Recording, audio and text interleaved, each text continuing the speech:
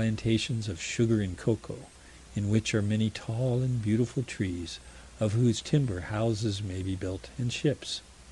Among these are many handsome and proportionable cedars, 7 or 8 feet about, of which they can build boats and ships, so as to bear only one great sail, such vessels being called piraguas.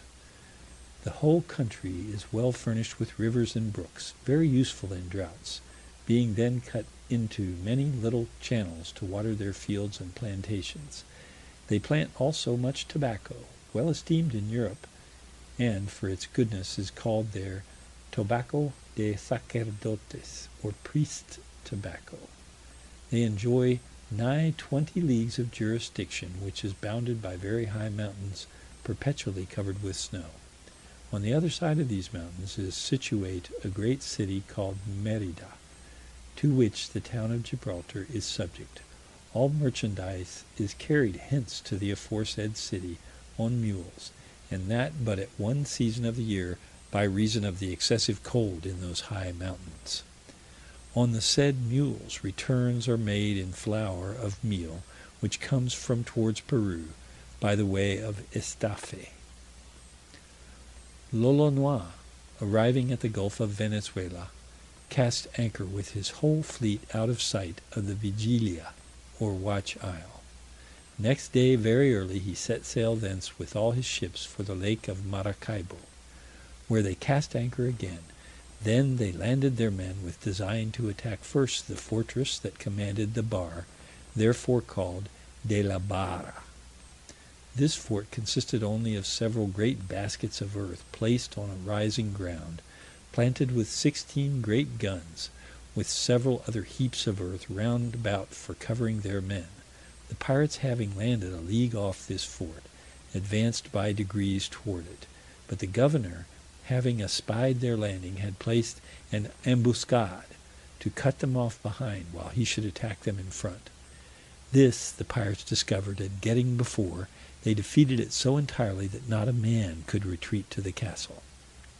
This done, Lolonois, with his companions, advanced immediately to the fort, and after a fight of almost 3 hours, with the usual desperation of this sort of people, they became masters thereof, without any other arms than swords and pistols, while they were fighting.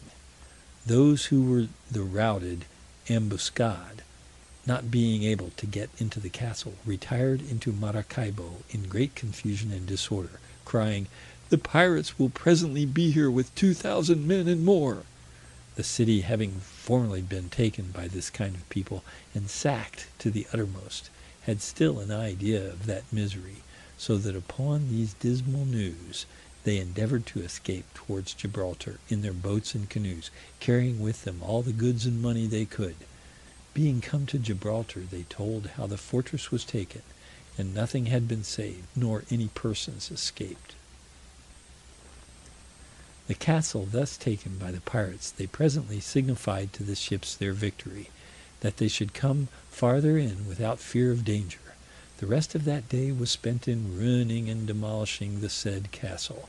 They nailed the guns, and burnt as much as they could not carried away, burying the dead, and sending on board the fleet the wounded.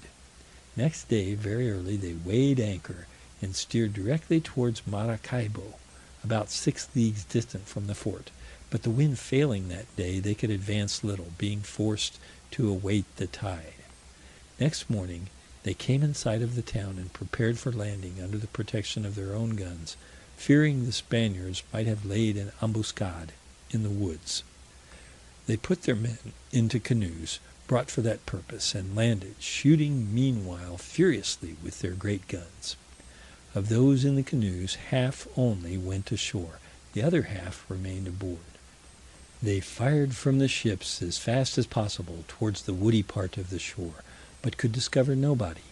Then they entered the town, whose inhabitants were retired to the woods, and Gibraltar, with their wives, children, and families.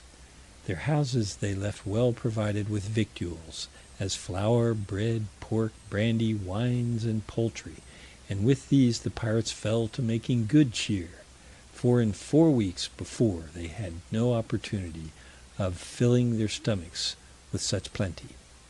They instantly possessed themselves of the best houses in the town, and placed sentinels wherever they thought necessary. The great church served them for their main guard. Next day they sent out 160 men to find out some of the inhabitants in the woods thereabouts. These returned the same night, bringing with them 20,000 pieces of eight, several mules laden with household goods and merchandise, and 20 prisoners, men, women, and children.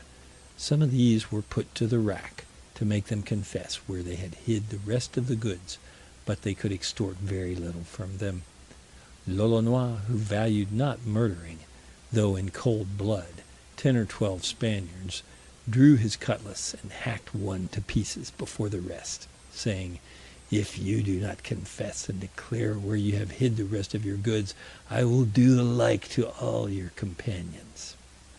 At last, among these horrible cruelties and inhuman threats, one promised to show the place where the rest of the Spaniards were hid, but those that were fled, having intelligence of it, changed place, and buried the remnant of their riches underground, so that the pirates could not find them out, unless some of their own party should reveal them.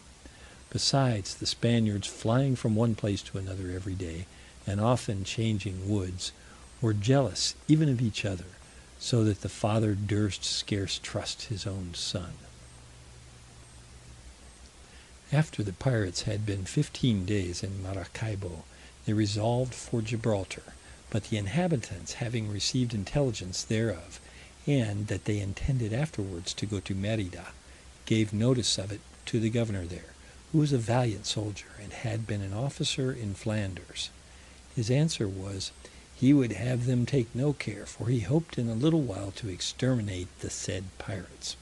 Whereupon he came to Gibraltar with 400 men, well armed, ordering at the same time the inhabitants to put themselves in arms, so that in all he made 800 fighting men. With the same speed he raised a battery toward the sea, mounted with 20 guns, covered with great baskets of earth. Another battery he placed in another place, mounted with 8 guns.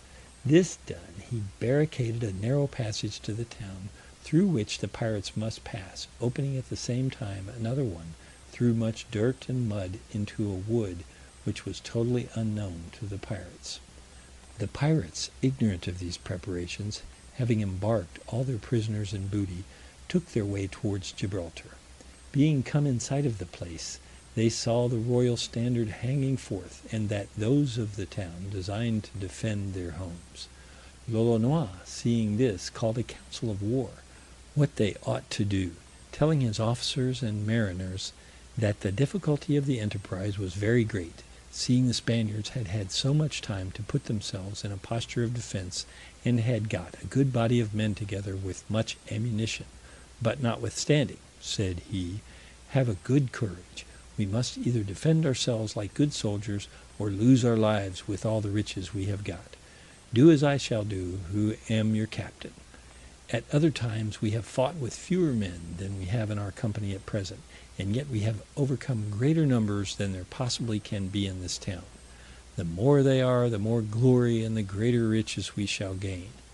The pirates suppose that all the riches of the inhabitants of Maracaibo were transported to Gibraltar, or at least the greatest part. After this speech they all promised to follow and obey him. Lolonois made answer, "'Tis well, but know ye, withal, that the first man who shall show any fear, or the least apprehension thereof, I will pistol him with my own hands." With this resolution they cast anchor nigh the shore, near 3/4 of a league from the town. Next day, before sunrising, they landed 380 men well provided, and armed every one with a cutlass and 1 or 2 pistols, and sufficient powder and bullet for 30 charges. Here they all shook hands in testimony of good courage, and began their march, Lolonois speaking thus: "Come, my brethren, follow me, and have good courage." They followed their guide, who, believing he led them well, brought them to the way which the governor had barricaded. Not being able to pass that way, they went to the other newly made in the wood among the mire, which the Spaniards could shoot into at pleasure,